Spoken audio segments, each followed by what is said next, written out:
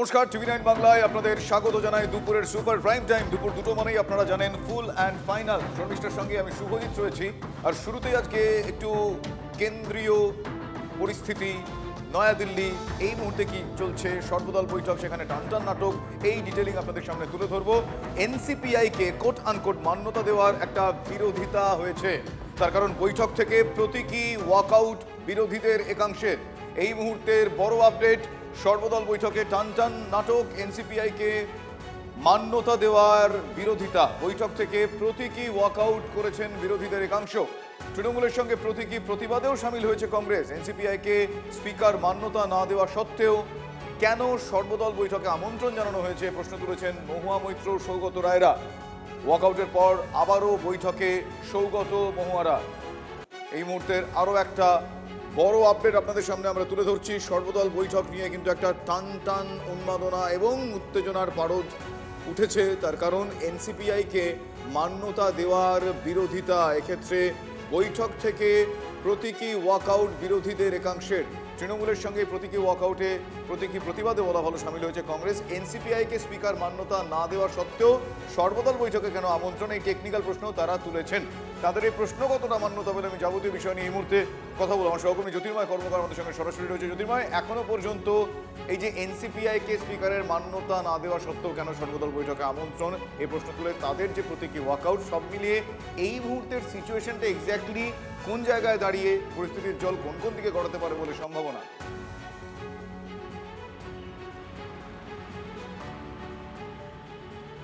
দেখো, সর্বদলীয় বৈঠক ইতিমধ্যেই শেষ হয়েছে এবং সুদীপ বন্দ্যোপাধ্যায়, কাকলি ঘোষ দস্তিদার, তাদের সঙ্গে আমরা কথা বলেছি। সুদীপ বন্দ্যোপাধ্যায়ের বক্তব্য হচ্ছে পার্লামেন্টারি অ্যাফেয়ার্স মিনিস্টার তাদের আমন্ত্রণ জানিয়েছেন, সেই কারণের জন্য তারা এসেছেন। স্বাভাবিকভাবেই প্রশ্ন উঠছে, যে প্রশ্ন বিরোধীরাও তুলছে, যে তাদের মান্যতা পাওয়ার আগেই তারা যে আমন্ত্রণ পেয়ে গেলেন, এই বিষয়টাকে তারা কিভাবে দেখছেন। স্বাভাবিকভাবেই আমন্ত্রণের দায় সেই বিষয়ে তারা একেবারেই নিতে রাজি নয়। তাদের বক্তব্য, তাদের আমন্ত্রণ করা হয়েছে, তারা এসছে। এর পাশাপাশি রেকগনিশন, অর্থাৎ তারা যে মান্যতা পাননি, সেই বিষয়ে আমাদের কাছে যে খবর আসছে সেটা যথেষ্ট তাৎপর্যপূর্ণ। স্পিকারের অফিসে এখনো পর্যন্ত যে ডকুমেন্টস জমা পড়েছে, তার পাশাপাশি নতুন করে জাতীয় নির্বাচন কমিশন এনসিপিআই পার্টিকে যে মান্যতা দিয়েছে, অর্থাৎ জাতীয় নির্বাচন কমিশনের মান্যতা যে রয়েছে, সেই সংক্রান্ত নথি জমা দিতে বলেছেন স্পিকার। কাকলি ঘোষ দস্তিদার সেই চিঠি নিয়ে তিনি স্পিকারের সঙ্গে দেখা করছেন। এই বিষয়টাই এই মুহূর্তে সবথেকে গুরুত্বপূর্ণ বিষয়। স্বয়ং সুদীপ বন্দ্যোপাধ্যায় তিনি এই কথা জানিয়েছেন। অপর দিক থেকে বিরোধীদের তরফ থেকে যে খবর আমরা পাচ্ছি, গতকাল কিরণ রিজিজু সুদীপ বন্দ্যোপাধ্যায়কে যে চিঠি লিখেছেন, সেই চিঠি প্রকাশ্যে আসার পরেই সঙ্গে সঙ্গে তৃণমূল কংগ্রেসের তরফ থেকে ইন্ডিয়া জোটের সমস্ত সংসদীয় দলের নেতাদের সঙ্গে যোগাযোগ করা হয়। আলোচনা করা হয় যে যেভাবে মান্যতা পাওয়ার আগে একটা রাজনৈতিক দলকে সংসদ বিষয়ক মন্ত্রী নিজে বৈঠকে ডাকছেন, এই ঘটনা বেনজির ঘটনা, এবং এই ঘটনাকে যদি বিনা প্রতিবাদে ছেড়ে দেওয়া হয় তাহলে আগামী দিনে এর পুনরাবৃত্তি প্রতিবাদের পথ বেছে নিয়েছেন। অনেক ধন্যবাদ, অনেক ধন্যবাদ জ্যোতির্ময়। কিন্তু পরিস্থিতিটা ঠিক কি তৈরি হয়েছিল, কি ছবি দেখা গিয়েছিল, কেন টানটান নাটকের কথা আমরা বলছি?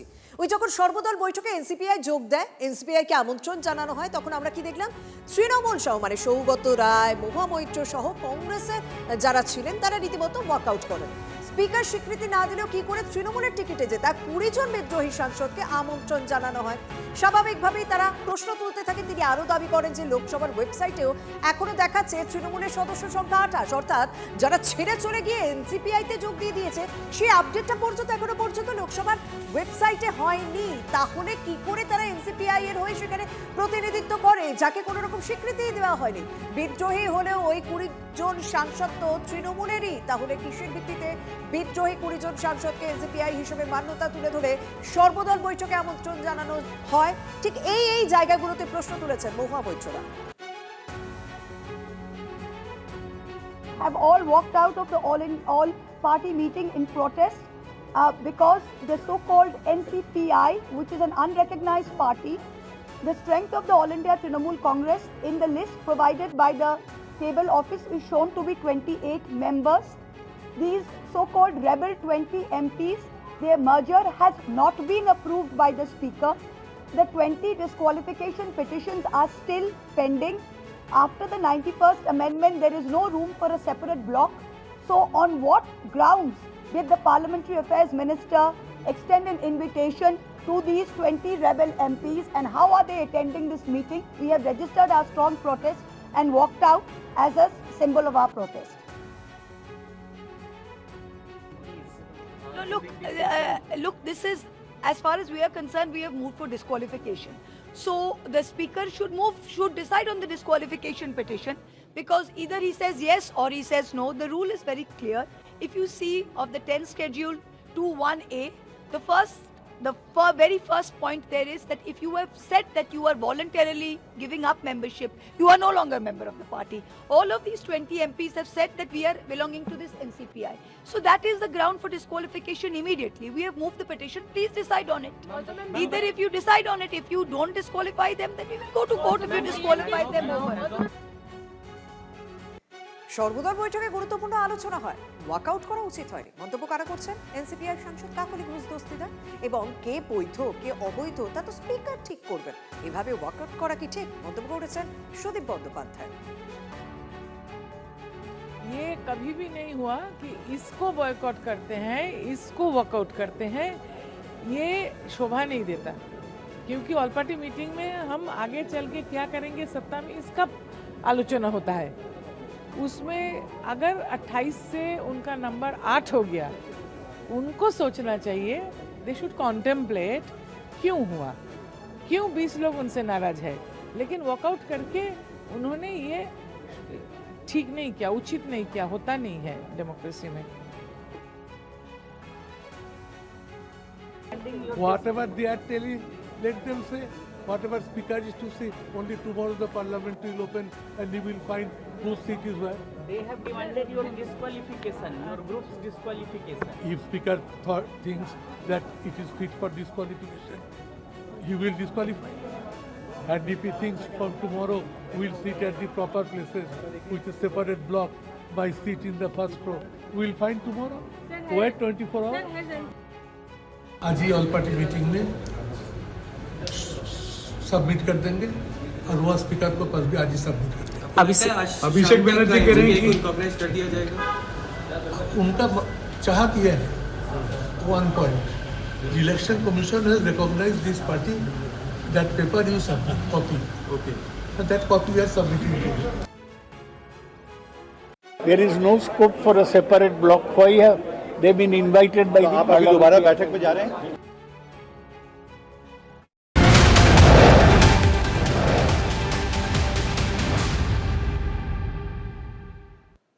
আর এই মুহূর্তে যে আপডেট আপনাদের বারবার দিচ্ছি, এক কথায় কোট আনকোট নাটকীয় পরিস্থিতি বলাই যায়। তার কারণ এনসিপিআইকে মান্যতা দেওয়া নিয়ে একটা টালমাটাল পরিস্থিতি।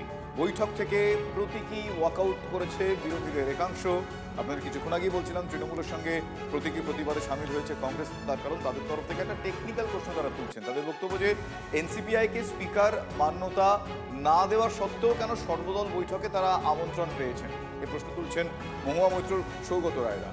ওয়াকআউটের পর আবারও বৈঠকে সৌগত মহুয়ারা, কিন্তু এক্ষেত্রে তাদের এই আমন্ত্রণ নিয়ে তারা প্রশ্ন তুলছেন যে মান্যতা না পাওয়া সত্ত্বেও, শিলমোহর না পাওয়া সত্ত্বেও, টেকনিক্যাল রেজিস্ট্রেশন না পাওয়া সত্ত্বেও কেন কি করে তারা সর্বদল বৈঠকে অংশগ্রহণ করতে পারেন। তাদের তরফ থেকে আর বলা হচ্ছে যে তারা সেটাকে একটা ইনভিটেশন হিসেবেই দেখেছেন এবং এটা একটা প্রেস্টিজিয়াস ইনভিটেশন। সেই ইনভিটেশনকে তারা সাড়া দিয়েছেন, সেই আমন্ত্রণে তারা সাড়া দিয়েছেন।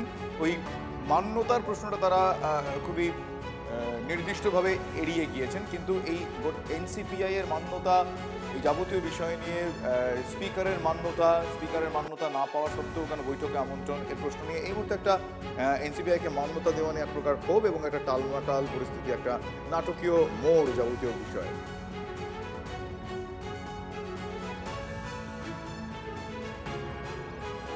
लेकिन एनसीपीआई 20 लोकसभा सांसदों ने हस्ताक्षर करके लोकसभा स्पीकर के पास नए पार्टी में ज्वाइन करने का और संसद में अलग से बैठने का व्यवस्था के लिए मांग किया हुआ है और ये नियम के तहत है और ये स्पीकर साहब का कंसिडरेशन में है।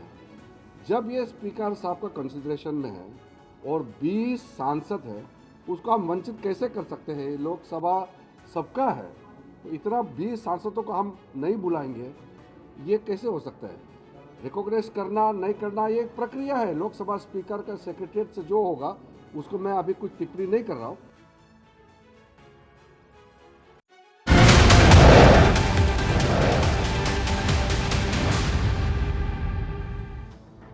মাঝে আর মাত্র একদিন, মঙ্গলবার 21শে জুলাই। তার আগে তৃণমূলের দুই শিবিরে দুরকম ছবি দেখা যাচ্ছে। 21শে জুলাই পালন নিয়ে ঋতব্রত তৃণমূলের রীতিমতো তোড়জোড় নজরে। মেয়র রোডে মঞ্চ বাঁধার কাজ প্রায় শেষ, আর অন্যদিকে 21শে প্রস্তুতিতেও কোথাও ছন্নছাড়া ভাব কালীঘাট তৃণমূলের। এখনো পর্যন্ত সভাস্থল বিড়লা তারামণ্ডলের সামনে মঞ্চের জন্য বাঁশ পর্যন্ত পড়েনি। একবার সেই ছবিটা আপনাদেরকে দেখাচ্ছি, দেখুন। তারামণ্ডলের সামনে একেবারে ভিজে রাস্তা, পরিষ্কার রাস্তা, খালি একটা প্লাকার্ড রয়েছে শহীদ স্মরণে বিড়লা প্ল্যানেটোরিয়াম চলো, যেটা আগে ওরা করেছিল কালীঘাট তৃণমূলের পক্ষ থেকে কলকাতা চলো। কিন্তু তারা তাদের লোকেশন জানার পর, ভেন্যু জানার পর তারা লিখেছেন যে বিড়লা প্ল্যানেটোরিয়াম চলো, কিন্তু সেখানে প্রস্তুতি কোনো রকম ছবি দেখা যাচ্ছে না। আর দেখুন মেয়র রোডে যেখানে ঋতব্রত তৃণমূলের সভা রয়েছে, 21শে জুলাইয়ের মঞ্চ রয়েছে, সেখানে প্রায় মঞ্চ বাঁধার কাজ রয়েছে। আর যাদের এই কর্মসূচি কংগ্রেসের, তাদের দেখুন শহীদ মিনার চত্বরে গতকালও দেখেছি সেখানে কোনো রকম প্রস্তুতি শুরু হয়নি, আজ সেখানে প্রস্তুতি শুরু হয়ে গিয়েছে।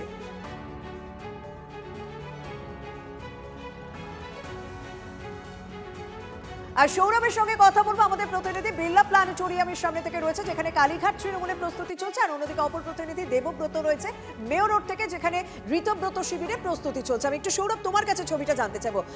আমি তোমার যে ফুটেজ পাঠিয়েছো সেই ফুটেজে দেখছি খালি একটা প্লাকার্ড, এখনো কি অবস্থা?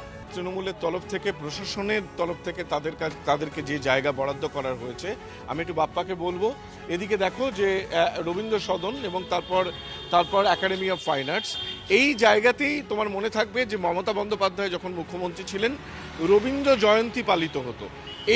এই দিকেই কিন্তু মঞ্চ তৈরি হবে, এবং সেটাও কিন্তু রবীন্দ্র সদন এবং বিড়লা একাডেমিকে ছেড়ে, রবীন্দ্র সদন এবং একাডেমি অফ ফাইন আর্টসকে ছেড়ে এই জায়গায় মঞ্চ তৈরির কাজ শুরু হবে, এবং এর মুখটা থাকবে বিড়লা তারামণ্ডলের দিকে, যেমনটা বাপ্পা তোমাকে দেখাচ্ছে, যেখানে এখন প্রচুর গাড়ি চলাচল করছে।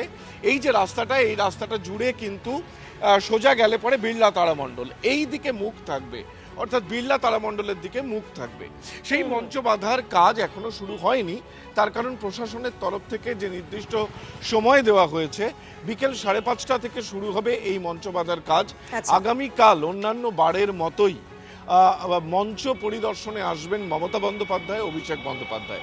নিঃসন্দেহে পরিবর্তিত পরিস্থিতি, এবং এই মুহূর্তে দাঁড়িয়ে বরাবরই যেমন 21শে জুলাইয়ের মঞ্চ থেকে রাজ্য রাজনীতি, 21শে জুলাই মানে বরাবরই তৃণমূল কংগ্রেসের কাছে বড় একটা ইভেন্ট হয়, কারণ এই মঞ্চ থেকেই তো তারা আগামী দিনের রূপরেখা ঠিক করে দেন যে কোন বিষয় বা কোন ইস্যুকে তারা সামনে রেখে আগামী বছরটা চলবে, সেইটা এখান থেকেই বার্তা দেন তৃণমূল নেত্রী মমতা বন্দ্যোপাধ্যায়। কিন্তু সেই মঞ্চ এখনো পর্যন্ত বাঁধার কাজই শুরু হয়নি, একটা বাঁশ পর্যন্ত পড়েনি। দেবব্রত রয়েছেন অন্যদিকে। দেবব্রত, তুমি যেখানে রয়েছো মেয়র রোডে, সেখানে তো দেখছি মঞ্চ বাঁধার কাজ প্রায় শেষ, সেখানকার অবস্থা। আর তৃণমূল নেতৃত্ব কেউ কি আসছেন সেখানে ভেরিফিকেশনের জন্য, সবকিছু তদারকি করার জন্য কি আসছেন?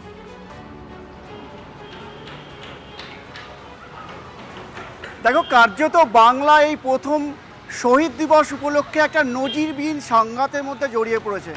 ঋতব্রত তৃণমূলের যে মঞ্চ, অর্থাৎ এই যে গান্ধী মূর্তির পাদদেশ, আমার সহকর্মীকে বলবো দেখানোর জন্য, গান্ধী মূর্তির পাদদেশ থেকে ঠিক তার পাশে মেয়র রোড।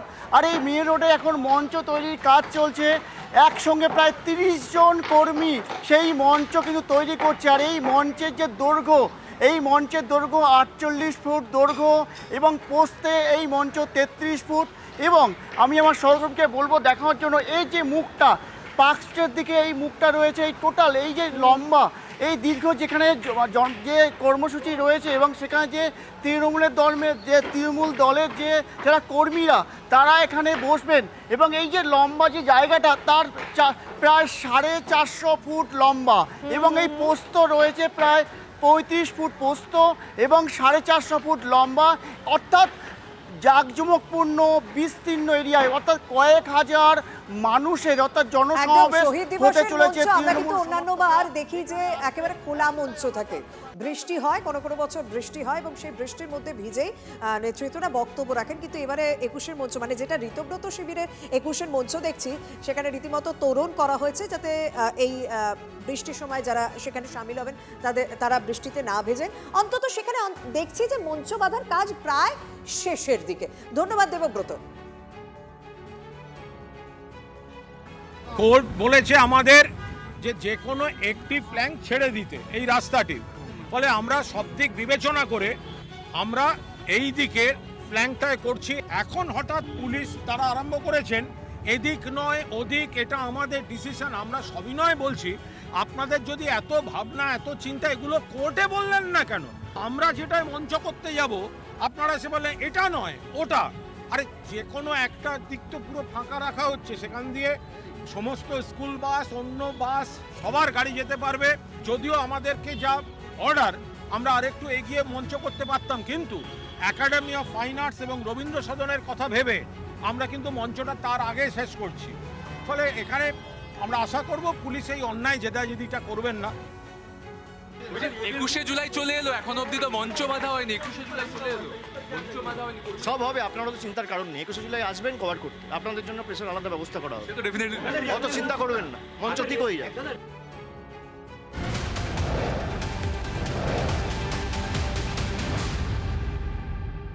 অভিষেক বন্দ্যোপাধ্যায় আমার সহকর্মীকে বললেন ঠিকই যে অত চিন্তা করার কিছু নেই, 21শে জুলাই পালন হবে। কিন্তু 21শে জুলাই শহীদ দিবস পালন এনসিপিআইও করছে, এটা এই মুহূর্তে আরও একটা খবর। কলকাতা নয়, দিল্লিতে তারা কর্মসূচি পালন করবেন।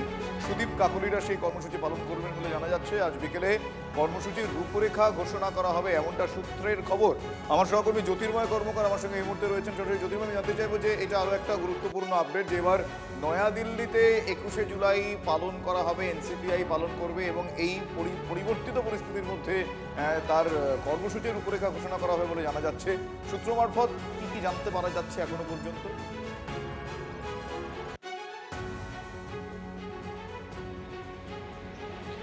দেখো, এনসিপিআই এর 20 জন সাংসদ তারা ইতিমধ্যেই অধিকাংশই তারা দিল্লিতে চলে এসেছেন এবং কয়েকজন যারা বাকি রয়েছেন তারাও আগামী কয়েক ঘন্টার মধ্যে পৌঁছে যাচ্ছেন।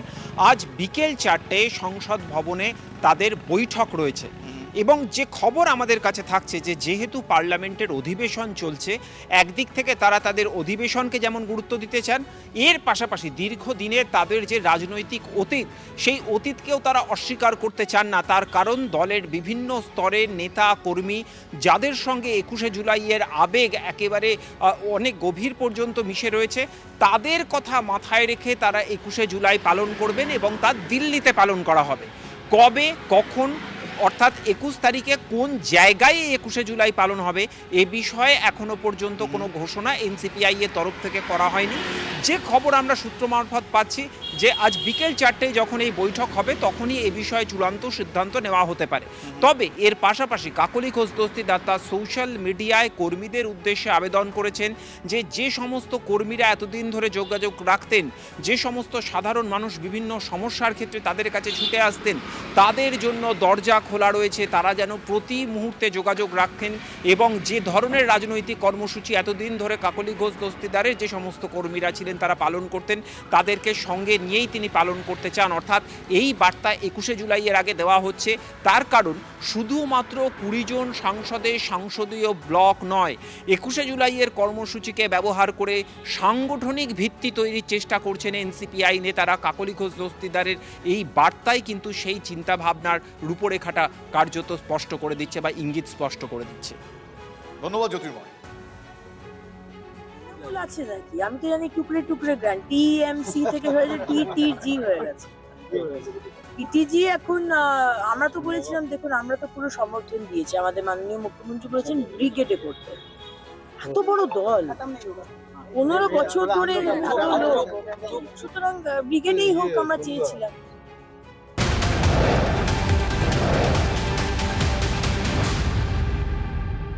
অন্যদিকে আপনারা জানেন যে শহীদ মিনারের পাদদেশে 21শে জুলাই পালন করবে প্রদেশ কংগ্রেস। কিন্তু প্রশ্ন হচ্ছে মঞ্চ বাঁধার কাজ শুরু হয়েছে, এখনো পর্যন্ত খুব বেশি সেই প্রস্তুতি দেখতে পাওয়া না গেলেও কাজ শুরু হয়েছে। অন্ততপক্ষে এই মুহূর্তে সেই ছবি দেখতে পাওয়া যাচ্ছে। কিছু চোং নিয়ে আসা হয়েছে, সেগুলো সেখানে ফিট করা হবে। শহীদ মিনারের পাদদেশে প্রদেশ কংগ্রেসের 21শে জুলাই পালন, একটা প্রস্তুতির ছবি এখন দেখতে পাওয়া যাচ্ছে, যেটা কিছুক্ষণ আগে পর্যন্ত মিসিং ছিল, এই মুহূর্তে সেটা দেখা যাচ্ছে।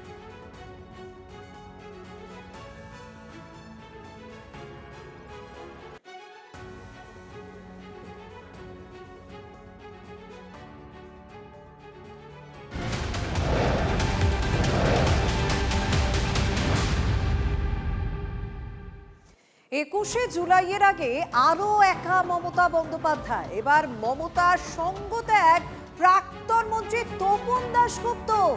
প্রায় 40 বছর ধরে মমতার সঙ্গে রাজনীতি করে এবার অন্য পথে তপন।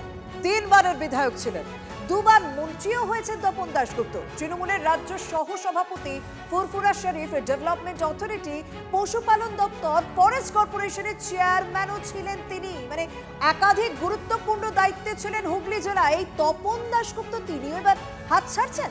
বিস্তারিত জানাবেন আমাদের প্রতিনিধি আশিক ইনসান। আশিক, মমতা বন্দ্যোপাধ্যায়ের সঙ্গে হুগলিতে যদি কোনো শরিকের নাম উল্লেখ করতে হয়, কোনো নেতার নাম উল্লেখ করতে হয়, সেটা হচ্ছে তপন দাশগুপ্তর নাম। সেটা ভুললে চলবে না। তিনি 3 বার বিধায়ক, 2 বার মন্ত্রী, একাধিক গুরুত্বপূর্ণ কমিটির দায়িত্বে ছিলেন। তিনি এবার কোন ক্ষোভে মমতা বন্দ্যোপাধ্যায়ের হাত ছাড়ছেন, কোন পথে যাচ্ছেন তিনি? দেখো, তোমাকে জানিয়ে রাখবো, একেবারে যে 40টা বছর ধরে তিনি কিন্তু এই মমতা বন্দ্যোপাধ্যায়ের হাত ধরেছিলেন এবং বিগত যে বিধানসভা নির্বাচন, সেই নির্বাচনে কিন্তু মমতা বন্দ্যোপাধ্যায় তাকে টিকিট দেয়নি। তিনি আবদার করেছিলেন যে তাকে সপ্তগ্রামের বদলে পান্ডুয়ায় টিকিট দেওয়া হোক, কিন্তু কোনো জায়গাতেই তাকে টিকিট দেওয়া হয়নি। সেই একটা অভিমান তার মধ্যে জন্মেছিল এবং সেই অভিমান থেকে তিনি কিন্তু এক প্রকার রাজনীতি থেকে বসে গেছিলেন ভোট পরবর্তী সময়ে। কিন্তু তিনি যেটা আজকে জানাচ্ছেন যে এক হচ্ছে তাকে টিকিট দেওয়া হয়নি, আর 2 নম্বর হচ্ছে অভিষেক বন্দ্যোপাধ্যায়। যে ফ্যাক্টরটা কিন্তু সব তৃণমূল নেতার মধ্যেই কাজ করছিল, যে অভিষেক বন্দ্যোপাধ্যায়কে প্রাধান্য দেওয়া হচ্ছিল, বাকিদেরকে দেওয়া হচ্ছিল না। এই যে দুটো ফ্যাক্টর, এই 2 ফ্যাক্টরের কারণেই কিন্তু তিনি দল ছাড়লেন, এমনটাই তিনি জানাচ্ছেন। তবে তিনি রাজনীতি থেকে একেবারেই সন্ন্যাস নিচ্ছেন এমনটা কিন্তু তিনি জানাননি। তিনি রাজনীতি করবেন, তবে তৃণমূল দল এবং যে বিভিন্ন পদে তিনি ছিলেন সেই পদগুলো তিনি ছেড়ে দিলেন। কিন্তু আগামী দিনে তার যে কোন দলে যাবেন বা কিছু, সেই কথাই কিন্তু, সেই প্রশ্নে কিন্তু তিনি যেটা জানাচ্ছেন যে এখনই তিনি সিদ্ধান্ত নেবেন না। তার যারা অনুগামী রয়েছেন, তার যারা দলের অন্যান্য কর্মী, তার সঙ্গী যারা রয়েছেন, তাদের সঙ্গে তিনি বৈঠক করবেন এবং তারপরে আগামী দিনে তিনি ঠিক করবেন যে তিনি বিজেপি বা কংগ্রেস বা অন্য কোনো দলে তিনি যোগ দেবেন কিনা, সেটা তিনি পরবর্তী সময়ে জানাবেন। যারাই মমতা বন্দ্যোপাধ্যায়ের সঙ্গ ত্যাগ করছে তাদের মধ্যে 90%ই দেখছি যে বিধায়কদের মধ্যে বা প্রাক্তন বিধায়কদের মধ্যে বা যে জেলার গুরুত্বপূর্ণ নেতাদের মধ্যে অতিরিক্ত দেখছি যে ঋতব্রত শিবিরে একটা যাওয়ার প্রবণতা দেখা দিয়েছে। সেক্ষেত্রে হুগলি জেলাতেও কি সেরকম কোনো ইঙ্গিত মিলেছে? দেখো, তিনি কিন্তু জানাচ্ছেন যে তিনি এই মুহূর্তে কিন্তু একেবারে তৃণমূল, এই যে কথা, এই তৃণমূলের সঙ্গেই কিন্তু তিনি থাকবেন না। অর্থাৎ তৃণমূল নামটাই তিনি তার নামের পাশে রাখতে চাইছেন না। যে তৃণমূল এতদিন তাকে গুরুত্বপূর্ণ পদ দিয়েছে, 2 বার মন্ত্রী করেছে, 3 বার বিধায়ক করেছে, কিন্তু সেই তৃণমূল নামেই কোথাও একটা অরুচি দেখা দিয়েছে তপন দাশগুপ্তের। অনেক ধন্যবাদ।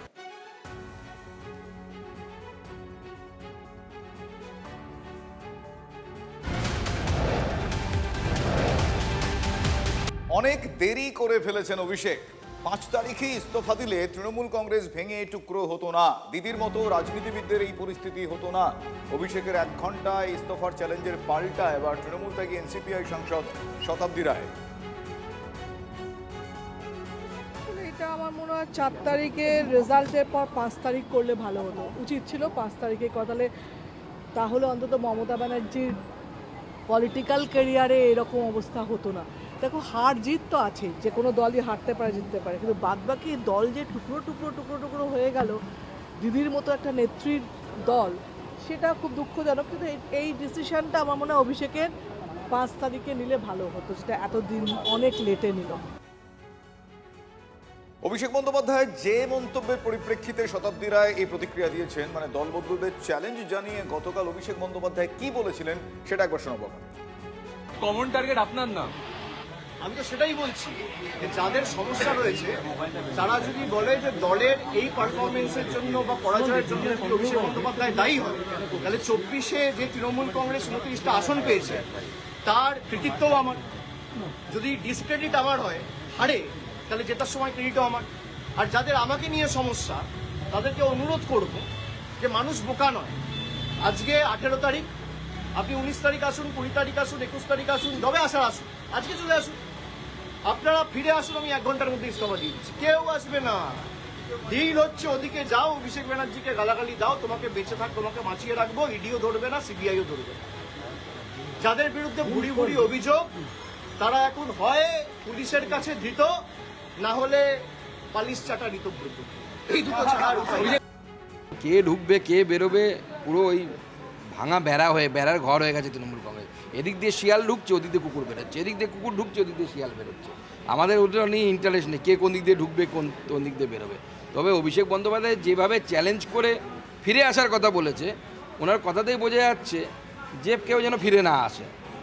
উনি ওটাতেই বলে দিচ্ছেন যে কাউকে ফিরতে হবে না, আমি একাই সম্পত্তি দখল করবো। শুভজিৎ, আজকে রাজ্যের আইন শৃঙ্খলা নিয়ে সৌজন্যতে একটা বৈঠক ছিল, সেই বৈঠকে নেতৃত্বে ছিলেন কেন্দ্রীয় স্বরাষ্ট্রমন্ত্রী অমিত শাহ। আমাদের প্রতিনিধি সুজয় এই মুহূর্তে সঙ্গে রয়েছে। সুজয়, দেখো, রাজ্যের আইন শৃঙ্খলা নিয়ে যখনই কথা হচ্ছে তখন রাজ্যের সীমান্তবর্তী এলাকাগুলোরও আইন শৃঙ্খলা নিয়ে যে আলোচনা হবে, কারণ সেখানে নেতৃত্বে যখন অমিত শাহ রয়েছেন সেটা স্বাভাবিক। এই বৈঠকে কারা কারা উপস্থিত ছিলেন এবং এই বৈঠকে এটি কি বার্তা দেওয়া হলো?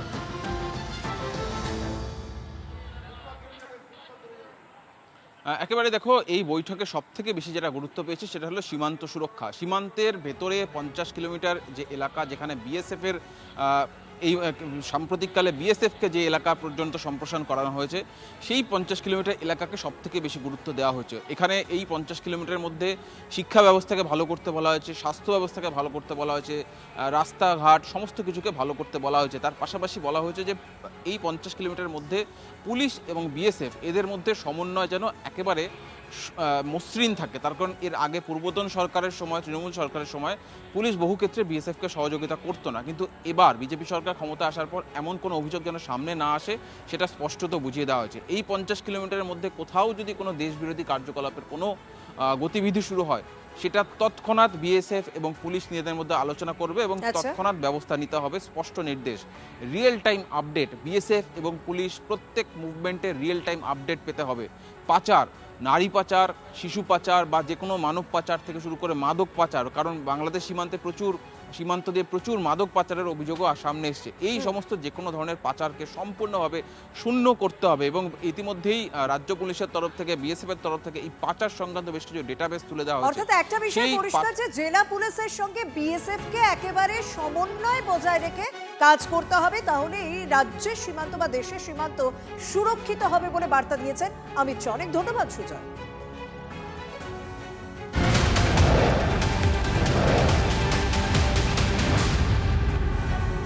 দেখুন, এই রাজ্যে বিজেপি ক্ষমতায় আসার আগে বারবার একটা প্রতিশ্রুতি দিয়েছিল যে এই রাজ্যে সীমান্ত সুরক্ষিত করতে হবে, কারণ ডেমোগ্রাফি পাল্টে যাচ্ছে। তাই ক্ষমতায় আসার পরপরই আমরা দেখলাম যে মুখ্যমন্ত্রী শুভেন্দু অধিকারী তিনি বিএসএফকে যে জমিদানের প্রক্রিয়াটা করার কথা ছিল তা খুব অতি তৎপরতার সঙ্গে সারেন এবং অমিত শাহ তিনি আবারও এলেন।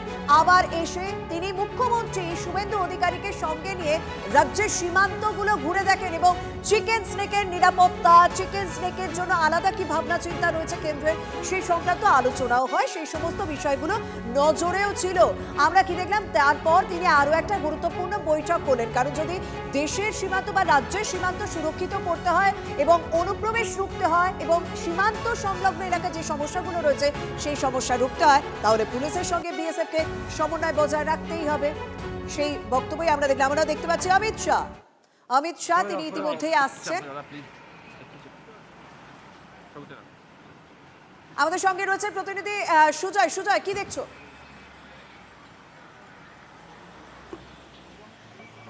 দেখো, আমরা দেখলাম স্বরাষ্ট্রমন্ত্রীর সঙ্গে রাজ্যের মুখ্যমন্ত্রী একই গাড়িতে তারা বেরিয়ে গেলেন এবং আর কিছু সময়ের মধ্যেই তারা তাদের যে পরবর্তী গন্তব্য সেখানে পৌঁছবেন। সেখানে মিউজিয়ামে সেখানে একটি কর্মসূচি রয়েছে, সেখান থেকে তার পরবর্তীতে নিউ টাউনে তারা চলে যাবেন। সেখানেও আমরা জানি যে আমুলের যে নতুন দই প্লান্ট, সেই প্লান্টের উদ্বোধন যে কর্মসূচি, সেই কর্মসূচিতে যাবে।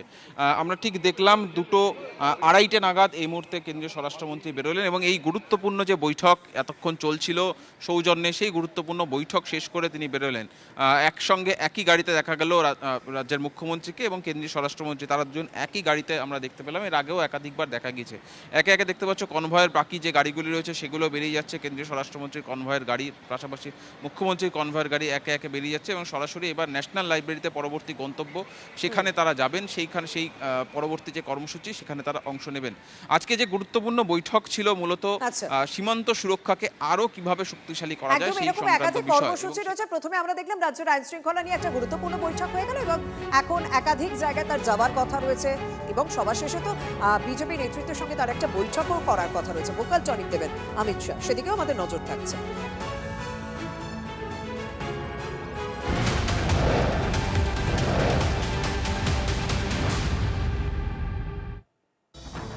দিল্লি ফেরার আগে রাজ্য বিজেপিকে ভোকাল টনিক দেবেন অমিত শাহ। রাতে সেচ দপ্তরের বাংলোয় রাজ্য বিজেপির শীর্ষ নেতৃত্বের সঙ্গে বৈঠক রয়েছে। ফেরার আগে ভোকাল টনিক কেন্দ্রীয় স্বরাষ্ট্রমন্ত্রী, মুখ্যমন্ত্রী ছাড়াও বৈঠকে থাকবেন বিজেপির রাজ্য সভাপতি শ্রমিক ভট্টাচার্য, থাকবেন প্রাক্তন রাজ্য সভাপতি সুকান্ত মজুমদার, কেন্দ্রীয় পর্যবেক্ষক সুনীল বনসল সহ রাজ্য বিজেপির সাধারণ সম্পাদকেরা। আমার সহকর্মী প্রদীপ্ত কান্তি ঘোষ এই মুহূর্তে আমার সঙ্গে রয়েছেন টেলিফোনে। প্রদীপ্ত, জানতে চাইব, দিল্লি ফেরার আগে রাজ্য বিজেপিকে ভোকাল টনিক দেবেন অমিত শাহ, এটা খবর আমরা জানতে পেরেছি, আমরা জানিয়েছি, কারা কারা থাকবেন জানিয়েছি। কিন্তু এই মুহূর্তে রাজ্যে প্রাক্তন শাসক দলের যা পরিস্থিতি এবং সেখান থেকে যা যা সমীকরণের এদিক ওদিক হচ্ছে, সাম্প্রতিকতম এনসিপিআই এর অবস্থান, মান্যতা, সবকিছু মিলিয়ে এই ভোকাল টনিকে কোন কোন বিষয়গুলো গুরুত্ব পেতে পারে এখনো পর্যন্ত ইঙ্গিত কি বলছে, সূত্র কি বলছে?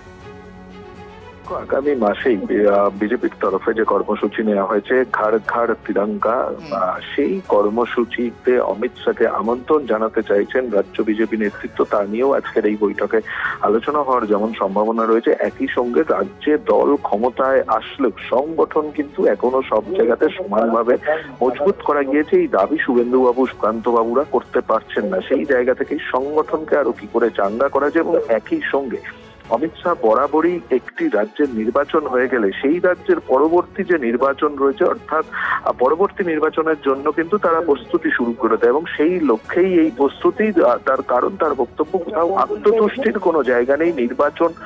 নির্বাচনের কাজ প্রতিদিন করতে হয়, প্রতিদিন সংগঠনকে মজবুত করতে হয় এবং সেই কারণেই কোথায় দলের ফাঁকফোকর রয়েছে, কোথায় ত্রুটি বিচ্যুতি রয়েছে, সরকার এবং দল একসঙ্গে কি সমন্বয় করে চলবে, সেই সমন্বয় এবং দলীয় নেতৃত্বই বা কিভাবে এগোবে। এবং বহু ক্ষেত্রে আমরা যেটা দেখেছি যে অনেকেই মন্ত্রী হয়ে গিয়েছেন পদাধিকারীরা, ফলে তাদের জায়গায় নতুন কোন কোন নেতারা দায়িত্বে আসবেন, সংগঠনকে আরো কিভাবে সাজানো যায়, সমস্ত বিষয় নিয়েই আজকে বৈঠক হওয়ার কথা রয়েছে এবং তার সূচিতে এটা সংযোজন করা হয়েছে। তার কর্মসূচিতে এটা ছিল না। দিল্লি ফিরে যাওয়ার আগে দলের সংগঠনকে আরো ঢেলে সাজাতেই, মজবুত করতেই তার এই বৈঠক বলেই মনে করছেন রাজনৈতিক মহলে বিশেষজ্ঞরা। ধন্যবাদ, ধন্যবাদ।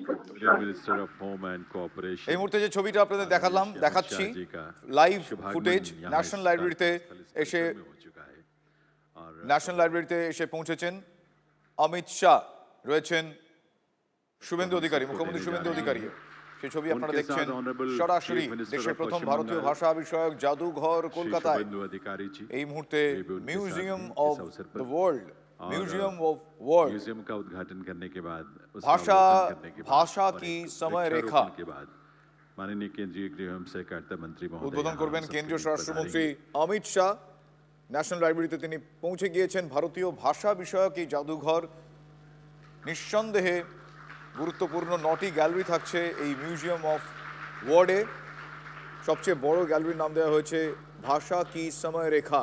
নিঃসন্দেহে কলকাতার মুকুটে এটা নতুন পালক, সম্মানের পালক। দেশের প্রথম ভারতীয় ভাষা বিষয়ক যে জাদুঘর, দেশের মধ্যে প্রথম সেই জাদুঘর কলকাতায় শুভ উদ্বোধন করলেন, শুভ সূচনা করলেন কেন্দ্রীয় স্বরাষ্ট্রমন্ত্রী অমিত শাহ। রয়েছেন রাজ্যের মুখ্যমন্ত্রী শুভেন্দু অধিকারী। সরাসরি ন্যাশনাল লাইব্রেরি থেকে সেই ছবি আপনাদের দেখাচ্ছে আমার সহকর্মী প্রদীপ্ত কান্তি ঘোষ রয়েছেন। প্রদীপ্ত, যেটুকু ছবিতে দেখা গেল আমি তোমাকে জানালাম, আমরা দেখলাম, দর্শকদের জানালাম বলা ভালো, তুমি ওখানে রয়েছো। একটু ডিটেল, একটু বিস্তারিত বিবরণ চাইবো, কি হচ্ছে, কি কি কর্মসূচি কি দেখা যাচ্ছে, কারা কারা আছেন? দেখো, অমিত শাহ এই মুহূর্তে উদ্বোধন করলেন ওয়ার্ড অফ মিউজিয়ামের, যার বাংলা করলে দাঁড়ায় শব্দালোক, এবং সেই উদ্বোধন তিনি করলেন ভারতীয় যে জাতীয় গ্রন্থাগার বা ন্যাশনাল লাইব্রেরির যে ঐতিহাসিক বেলভেডিয়ার হাউস রয়েছে, সেখানেই কিন্তু আজকে ভারতের সংস্কৃতি ইতিহাসে এক নতুন অধ্যায়ের সূচনা হলো। এবং এই প্রজেক্টটির জন্য মোট 41 কোটি টাকা বরাদ্দ করা হয়েছে, যার মধ্যে ইতিমধ্যেই খরচ হয়েছে 14 কোটি টাকা। এবং এই মিউজিয়ামটি মূলত ভারতের যে বহুভাষিক যে ঐতিহ্য রয়েছে তাকে সংরক্ষণ করে রাখা এবং সেগুলো সাধারণ মানুষের সামনে নিয়ে আসার জন্যই জাদুঘরটা তৈরি হয়েছে। এবং সেখানে দেশের ভাষা, লিপি এবং সাহিত্যিক ঐতিহ্যের মৌখিক ও লিখিত বিবর্তনের ইতিহাসকে তুলে ধরা হবে। শুভজিৎ, এখানে মোট 22টি ভাষার বিবর্তনকে তুলে ধরা হবে এই জাদুঘরে। এবং বেলভেডিয়ার হাউস যেখানে উদ্বোধন হলো তার প্রথম এবং দ্বিতীয় তলাতেই কিন্তু কাজ আপাতত শেষ করা গিয়েছে, বাকি কাজ বছর খানেকের মধ্যে শেষ করা হবে। এবং যার জন্য মোট বরাদ্দ হয়েছে 41 কোটি টাকা। 2020 সালে প্রধানমন্ত্রী নরেন্দ্র মোদী এই যে জাদুঘরটি তৈরি হওয়ার, শব্দালোক তৈরি হওয়ার ঘোষণা করেছিলেন। এবং নিচের তলাতেই একেবারে বেসমেন্ট পর্যন্ত সম্প্রসারিত হবে এই ওয়ার্ড মিউজিয়ামটি, যেখানে লাইট অ্যান্ড সাউন্ডেরও কিন্তু বন্দোবস্ত থাকবে, যেখানে হাজার বছরের ভাষার যে হাজার বছরের যাত্রা সেগুলোকে যেমন ভাবে তুলে ধরা এবং তার মধ্যে মৌখিক ঐতিহ্য থেকে বর্তমান ডিজিটাল পাঠ সবকিছুকে তুলে ধরা এবং ভাষা যেভাবে ভারতের সভ্যতা বিকাশের কাজ করেছিল সেই বিবর্তনকেই তুলে ধরা কিন্তু মূলত লক্ষ্য হচ্ছে এই ওয়ার্ড অফ মিউজিয়াম বা শব্দালোকের মধ্যে। এবং এখানে মোট 9টা গ্যালারি থাকছে, সবথেকে বড় গ্যালারি যার নাম হচ্ছে ভাষা কি সময় লেখা, আর যেখানে ভাষা, লিপি এবং ভাষাগত ঐতিহ্যের ক্রমবিকাশ কিভাবে ঘটেছে তা স্পষ্ট রূপ পাবে, অন্তত তেমনটাই মনে করছেন যারা এই মিউজিয়াম তৈরি করছেন। এবং একই সঙ্গে শব্দ, উচ্চারণ, পরিবেশন শিল্প, প্রতীক, শিলালিপি, চিত্রকলা, মুদ্রিত গ্রন্থ, এই সব কিছুকে কিন্তু জীবন্ত করে তোলা হবে। এছাড়াও ভারতবর্ষের যে মুদ্রণের ইতিহাস, এই মুহূর্তে কিন্তু অমিত শাহ সেই ওয়ার্ড মিউজিয়াম, সেই শব্দালোক, সেই জায়গাটা ঘুরে দেখছেন। সঙ্গে রয়েছেন রাজ্যের মুখ্যমন্ত্রী শুভেন্দু অধিকারী। এবং এখানে যেমন ভাবে থাকছে 1100 এবং 1400 শতকের যে তাম্র লিপি, সেই লিপি যেমন ভাবে থাকবে, একই সঙ্গে ভারতীয় জাদুঘর থেকে আনা হচ্ছে অষ্টাদশ শতকের রাগিনী আশাবরী চিত্রকর্ম, এশিয়াটিক সোসাইটির সংগ্রহ থেকে নিয়ে আসা হচ্ছে অনেক কিছুই, যেখানে ইনসাই, গালিব এবং পৃথ্বীরাজ রাসোর পাণ্ডুলিপি থাকবে, ভিক্টোরিয়া মেমোরিয়াল থেকে ডাক টিকিট এবং বহু বিরল গ্রন্থ নিয়ে আসা হচ্ছে এখানে। জাতীয় গ্রন্থাগারের সংগ্রহে যা রয়েছে সেই ধরনের সমাচার, দর্পণ সহ একাধিক বিষয় কিন্তু এখানে উঠে আসছে। পাণ্ডুলিপির মধ্যে অরুণোদয়, খাওয়ার নামা, তিব্বতী, জাইলোগ্রাফ সহ বহু দুর্লভ প্রকাশনা এবং পাণ্ডুলিপি। এবং একই সঙ্গে শুভজিৎ তোমায় বলে রাখি যে হরপ্পা সভ্যতার যে প্রতিরূপ, শিলমোহরের যে প্রতিরূপ, সেই সময়ের যে মুদ্রা, পাণ্ডুলিপি, মুখোশ, সেই সমস্ত কিছুকে কিন্তু এখানে দর্শকরা দেখতে পাবেন। এবং একই সঙ্গে যে পুরনো লেটার প্রেস, সেই ছাপাখানার যন্ত্র, সেটাও দেখা যাবে। এবং এই ক্ষেত্রে কিন্তু শুধুমাত্র দেখা যাবে এমন নয়, একটা পারস্পরিক বোঝাপড়ার মধ্যে দিয়ে দর্শকদেরকে আকর্ষণীয় করতে, বিশেষ করে পড়ুয়াদের আকর্ষণের জন্য কিন্তু একটা পারস্পরিক বোঝাপড়ার মধ্যে থেকে যেমন ভাবে ইন্টারঅ্যাক্টিভ সেশন চলে, ঠিক সেই সুযোগও কিন্তু থাকছে, অন্তত আমরা তেমনটাই জানতে পারছি। একই সঙ্গে ন্যাশনাল কাউন্সিল অফ সায়েন্স মিউজিয়ামে তাদের যে রিয়েলিটি বা ভার্চুয়াল রিয়েলিটি গুলো রয়েছে, গ্রাফিক ওয়াল তৈরি করা হচ্ছে। এবং এটার মূলত দায়িত্বে কিন্তু national council of science museum, তারাই গোটা বিষয়টি রক্ষণাবেক্ষণের দায়িত্বে থাকবে। এবং জাদুঘরটি পূর্ণাঙ্গ রূপ পাওয়ার পরে এখানে যারা প্রবেশ করবেন সেক্ষেত্রে পড়ুয়াদের জন্য বিশেষ ছাড় দেওয়া হবে, অন্তত তেমনটাই আমরা জানতে পারছি। এবং আজকেরও যে অনুষ্ঠান, সেই অনুষ্ঠানে কিন্তু রাজ্যের বিভিন্ন প্রান্তের স্কুল পড়ুয়ারা তারা হাজির রয়েছেন। এবং মূলত ভারতের সংস্কৃতিতে কিভাবে ভাষার বিবর্তন ঘটেছে, ভাষা কিভাবে ভারতীয় সভ্যতার বিকাশের কাজ করেছে, সেই বিষয়টিকেই যাতে তুলে ধরা যায় সেই কাজই কিন্তু করা হচ্ছে। এবং ভাষা, শুভজিৎ, আমরা জানি যে সমাজের গড়ে তোলার ক্ষেত্রে ভাষার যেমন ভূমিকা থাকে, তেমন সমাজের পরিবর্তনের সঙ্গেও কিন্তু ভাষার একটা আলাদা ভূমিকা থাকে। এবং সেই বিষয়টা এই জাদুঘরে আসলে দর্শকরা বুঝতে পারবে, অন্তত তেমনটাই তারা দাবি করছেন। প্রথম দুটো গ্যালারিতে মাতৃভাষা এবং অন্যান্য যে ভাষা সেগুলোর অভিজ্ঞতা দর্শকরা লাভ করতে পারবে এবং তার সঙ্গে ইন্টারঅ্যাক্টিভ একটা সেশনেরও বন্দোবস্ত করা হচ্ছে, অন্তত তেমনটাই বলছেন সংস্কৃতি মন্ত্রকের কর্তারা। আর তার পাশাপাশি যেটা আমরা এই মুহূর্তে দেখতে পাচ্ছি যে নবরস, সেইগুলোকেও কিন্তু তুলে ধরা হচ্ছে। এবং মূলত ভারতবর্ষের বহুভাষিক ঐতিহ্যকে তুলে ধরার জন্যে প্রধানমন্ত্রী নরেন্দ্র মোদী এই যে ভাষা মিউজিয়াম বা শব্দালোক ওয়ার্ড অফ মিউজিয়ামের ভাবনা চিন্তা তিনি করেছিলেন এবং যার পূর্ণাঙ্গ রূপ বছর 6 মধ্যেই পেল। তার প্রথম পর্যায়ের কাজ শেষ হয়েছে এবং তারই উদ্বোধন করলেন অমিত শাহ। গোটা কাজটার জন্য আপাতত ব্যয় করা হয়েছে 14 কোটি টাকা এবং পরবর্তীতে সব মিলিয়ে গোটা প্রকল্পটা শেষ করতে প্রায় 41 কোটি টাকা লাগবে এবং যেখানে লাইট অ্যান্ড সাউন্ডের পাশাপাশি এই যে মিউজিয়ামটা আপাতত প্রথম এবং দ্বিতীয় তলা যেটা করা গিয়েছে সেটা কিন্তু সম্প্রসারিত হবে একেবারে বেসমেন্ট পর্যন্ত, নিচু তলা পর্যন্ত, এবং তার সঙ্গে একটা ক্যাফেটেরিয়াও থাকবে। তার কারণ যে দর্শকরা আসবেন, যে দর্শনার্থীরা আসবেন, যে পড়ুয়ারা আসবেন তাদের সুবিধার্থে কিন্তু সেটা তৈরি করা হবে এবং লাইট অ্যান্ড সাউন্ডেরও শো থাকবে, অন্তত তেমনটাই জানাচ্ছেন সংস্কৃতি মন্ত্রকের কর্তারা। এখন দেখার বিষয় ঠিক কবে এই পূর্ণাঙ্গ রূপ হয়, যদিও সংস্কৃতি মন্ত্রকের যে কর্তারা, অর্থাৎ যেহেতু সংস্কৃতি মন্ত্রকের অধীনেই গোটা কাজটা হচ্ছে, তাহলে তারা দাবি করছেন যে বছর খানেকের মধ্যে এটা একটা পূর্ণাঙ্গ রূপ পাওয়া যাবে এবং তারপর ভারতবর্ষের সভ্যতার সঙ্গে কিভাবে হাত মিলিয়ে বছরের পর বছর বা শতকের পর শতক এই ভাষা ভারতবর্ষকে এগিয়ে নিয়ে যেতে সাহায্য করেছে সেই বিষয়গুলিও সামনে নিয়ে আসা হবে। এবং যেখানে তোমায় বলছিলাম যে যেমনটা একেবারে মৌখিক, অর্থাৎ যে সময় ভাষাকে সে শুধুমাত্র মুখের কথা হিসেবে ব্যবহার করা হতো, তার পরবর্তীতে এটা লিপিতে পরিণত হয় যেগুলো পাণ্ডুলিপি, সেই খসড়াও কিন্তু দেখা যাবে এবং একই সঙ্গে কিভাবে তার প্রিন্টিং ভার্সান হয়, অর্থাৎ মুদ্রিত বইয়ের যে ভার্সান তৈরি। এবং এই মুহূর্তে আমরা সকলেই জানি যে ডিজিটালের ওপরে কিন্তু জোর দেওয়া হচ্ছে, ফলে এই ভাষার একেবারে মৌখিক অবস্থা থেকে ডিজিটাল পার্ট এবং সবকিছুর মধ্যে দিয়ে ভাষার একটা জীবন্ত সত্তা তা যেমন ভাবে তুলে ধরা হবে, একই সঙ্গে গ্রন্থাগার আন্দোলন ভারতবর্ষে কিভাবে ছড়িয়ে পড়েছে আর সেগুলোকে সম্মান জানানো হবে এবং গ্রন্থাগারের সঙ্গে জড়িত, ভাষার সঙ্গে জড়িত বিশিষ্ট মনীষীদের কেউ সম্মান জানানোর ব্যবস্থা থাকছে এখানে, অন্তত তেমনটাই আমরা জানতে পারছি। এবং ভাষার ক্ষেত্রে শব্দ উচ্চারণ, পরিবেশন, শিল্প, প্রতীক, শিলালিপি সমস্ত কিছুই কিন্তু উঠে আসবে, অন্তত তেমনটাই আমরা জানতে পারছি। এবং তুমি দেখলে যে ধন্যবাদ প্রদীপ্ত। মিউজিয়াম অফ ওয়ার্ড, এখানে এই মুহূর্তে আমার সহকর্মী প্রদীপ্ত গোটা বিষয়টা বর্ণনা করছিলেন যে জাতীয় গ্রন্থাগারের শব্দালোকের উদ্বোধন একে বলা যায়, যে মিউজিয়াম অফ ওয়ার্ড কেন্দ্রীয় স্বরাষ্ট্রমন্ত্রী অমিত শাহ উদ্বোধনে গিয়েছেন, উদ্বোধন তিনি করছেন, শুভ সূচনা হতে চলেছে। ভাষার গুরুত্ব বোঝাতে ভারতের মধ্যে কলকাতার মুকুটে নিঃসন্দেহে এটা নতুন পালক মিউজিয়াম অফ ওয়ার্ড, যেখানে 9টি আলাদা আলাদা গ্যালারি থাকছে, ভাষা নিয়ে বিস্তৃত এই প্রদর্শনী থাকছে এই মিউজিয়াম অফ ওয়ার্ডে।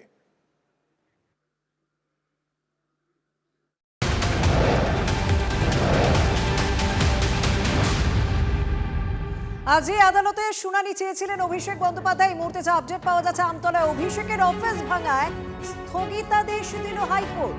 পরবর্তী নির্দেশ না দেওয়া পর্যন্ত নতুন করে কোনো পদক্ষেপ নয়, বজায় থাকবে স্থিতাবস্থা। নির্দেশ বিচারপতি রাজা বসু চৌধুরীর।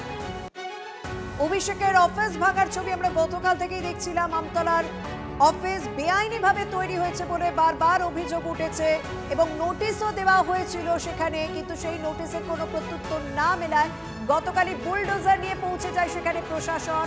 এবং ইতিমধ্যে যা আপডেট পাওয়া যাচ্ছে, হাইকোর্ট জানিয়ে দিল এখন অভিষেকের অফিস ভাঙা যাবে না পরবর্তী নির্দেশ না দেওয়া পর্যন্ত। বিস্তারিত জানাবেন আমাদের প্রতিনিধি কৌস্তব, সঙ্গে রয়েছেন কৌস্তব। একদমই, দেখো হাইকোর্টের তরফ থেকে এদিন স্থিতাবস্থা জারি করা হলো এবং দেখো আমতলায় যে অভিষেক বন্দ্যোপাধ্যায়ের যে দলীয় কার্যালয়, সেই দলীয় কার্যালয়ে যে বুলডোজার চালানো হয় জেলা প্রশাসনের তরফ থেকে, তার ভিত্তিতেই কিন্তু লিপস অ্যান্ড বাউন্সের তরফ থেকে মামলা করা হয় এবং তার ভিত্তিতেই কিন্তু আজকে শুনানি হয় হাইকোর্টে এবং সেখানে বিচারপতি রাজা বসু চৌধুরীর বেঞ্চে সেখানে এজলাসে কিন্তু আজকে শুনানি হয় এবং তাতে কিন্তু অভিষেক বন্দ্যোপাধ্যায় যে আমতলায় যে দলীয় কার্যালয়ে যে বুলডোজার চালানো হয়েছে তাতে কিন্তু আপাতত কিন্তু স্থিতাবস্থা জারি রাখার নির্দেশ দিল আদালত।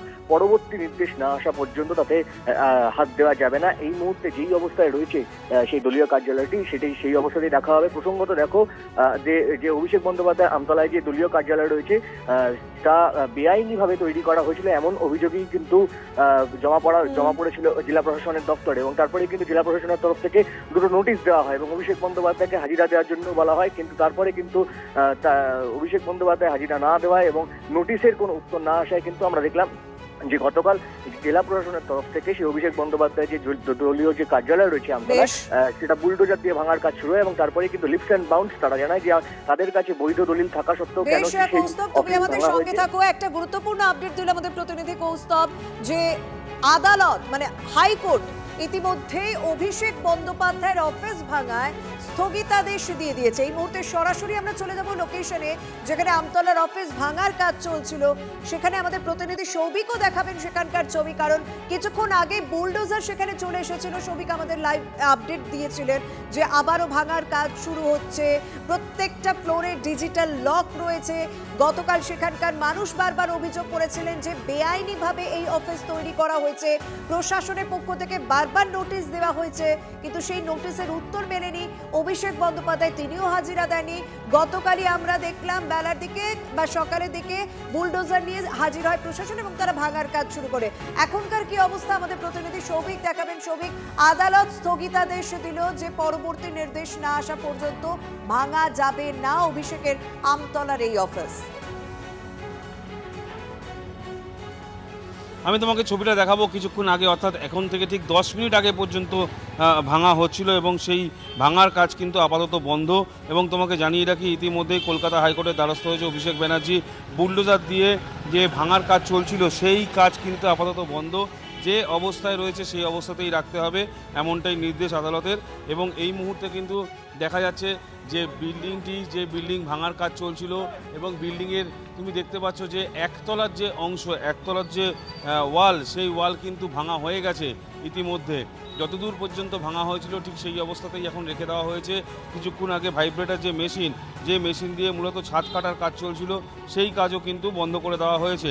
এখন দেখার বিষয় এরপরে আদালতের তরফ থেকে কি নির্দেশ আসে। তুমি কিছুক্ষণ আগেও সেখানকার লাইভ আপডেট তুলে ধরছিলে যে দেখাচ্ছিলে যে একেবারে অত্যাধুনিক প্রযুক্তি এসেছে, যাতে ছাদ খুব সহজে ভাঙা যায়। মানে এখন কি সবকিছু, মানে বুলডোজার কি এলাকা থেকে সরে গিয়েছে, যারা কাজে নিযুক্ত ছিলেন তারাও কি এলাকা ছাড়ছেন এবার আস্তে আস্তে? দেখো, বুলডোজার যেটা এসেছিলো সেগুলো তো সরিয়ে দেওয়া হয়েছে। তোমাকে এখন যে মেশিনটা দেখা হচ্ছে এটাই হচ্ছে কম্প্রেশন মেশিন। এই মেশিন দিয়ে মূলত খুব দ্রুত গতিতে যে ছাদ কাটার কাজ, ছাদ ভাঙার কাজ, সেটা কিন্তু করা হয়। সেই মেশিন কিন্তু কিছুক্ষণ আগেও চলছিল, এখন কিন্তু মেশিন বন্ধ করে দেওয়া হয়েছে। কলকাতা হাইকোর্টে নির্দেশিকা আসে, স্টে অর্ডার আসে এবং যে অবস্থায় রয়েছে বিল্ডিং সেই অবস্থাতেই থাকতে হবে। ঠিক সেই অবস্থায় এই মুহূর্তে কিন্তু বিল্ডিং ভাঙার কাজ পুরোপুরি বন্ধ। তবে বিল্ডিংয়ের ভিতরে যেসব জিনিসপত্র ছিল সেগুলো কিন্তু ইতিমধ্যে বার করা হয়ে গেছে। একটি ট্রাক সেটা কিন্তু চলে গেছে, তারপরে অপর দ্বিতীয় ট্রাক যেটা তুমি দেখতে পাচ্ছ যে সমস্ত মাল জিনিসপত্র নিয়ে চলে যাচ্ছেন তারা। কারণ এখন আদালতের পক্ষ থেকে স্পষ্ট বলে দেওয়া হয়েছে পরবর্তী নির্দেশ না আসা পর্যন্ত এই ভাঙার কাজ বন্ধ রাখতে হবে। আমরা আপনাকে দুটো ছবি দেখাচ্ছিলাম, গতকালের ছবি, আজকের ছবি আমরা দেখাচ্ছিলাম। গতকাল জোর কদমে একেবারে ভাঙার কাজ চলেছে, আর আজ কিছুক্ষণ আগে সমস্ত মেশিনপত্র নিয়ে তারা চলে এসেছিলেন ভাঙবেন বলে। তবে আদালতের নির্দেশ আসার পর তারাও কাজ বন্ধ করে দিয়েছেন। এদিকে গতকালই এই ভাঙা নিয়ে অভিষেক বন্দ্যোপাধ্যায় আমতলার অফিস ভাঙা প্রসঙ্গে সাংসদ শতাব্দী রায় কি বলেছিলেন একবার শোনাবো। বুলডোজার কালচারও আমি সাপোর্ট করি না, কারণ একটা পার্টি অফিস মানে এতগুলো লোকের যোগাযোগের কেন্দ্র, এবং সেটা যদি এই অবস্থায় ভাঙা সিস্টেম হয় বা আগুন লাগানোর সিস্টেম হয়, তাহলে এই প্রতিশোধ নেওয়ার রাজনীতি তো কন্টিনিউ করবেই। যেমন র্যাগিং হলে একটার পর একটা পরের জেনারেশন করে, তো সেটা আমার মনে হয় না খুব ঠিক।